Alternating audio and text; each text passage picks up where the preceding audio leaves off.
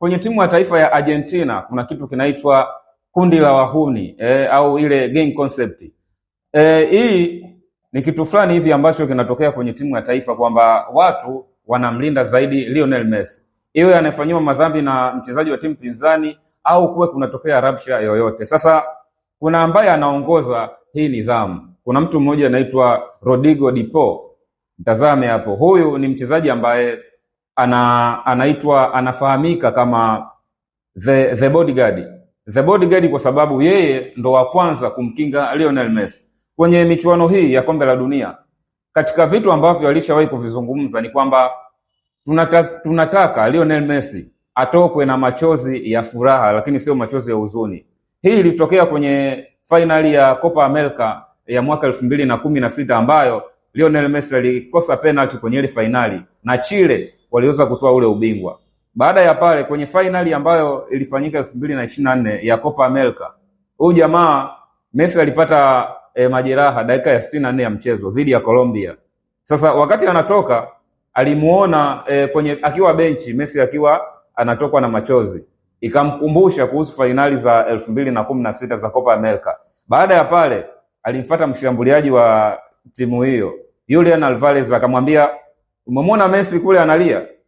Hatakiwi alie tena. Yaani tukashinda hii mechi kwa ajili ya Lionel Messi. Baada ya pale kwenye timu ya taifa ya Argentina baadhi ya wachezaji wanamheshimu zaidi Lionel Messi. Yaani unajua ule utii ukizidi unakuwa yani kama na uoga.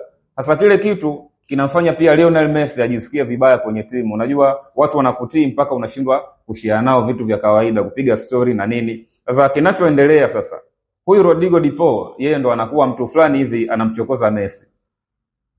Kwenye uwanjani, wakiwa uwanjani, Rodrigo de Paul inasemekana anakimbia zaidi ya kilomita 10 kwenye mchezo ili tu ampe nafasi ndogo zaidi Messi ya kukimbia.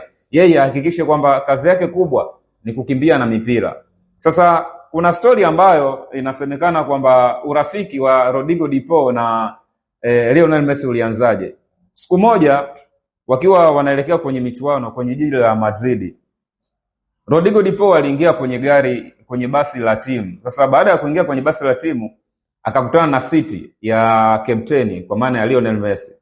Ile siti maalum ya kukaa nahodha, Rodrigo de Paul akaenda kukaa pale. Sasa wakati Messi anakuja, akamkuta jamaa akakaa kwenye kiti chake. Alichokifanya Messi hakumtoa pale. Akakaa pembeni. Rodrigo akamuuliza Messi, "Niondoke?" Akamwambia, "Wewe usijali, kaa tu."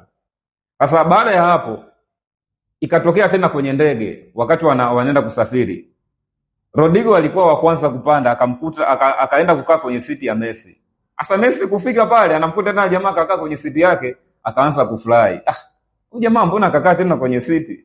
Akafurahi akakaa pembeni. Kuanzia hapo urafiki wao ndo ulianzia. Sasa kinachotokea ni kumpambania Lionel Messi vyovyote vile ili asiwe na huzuni.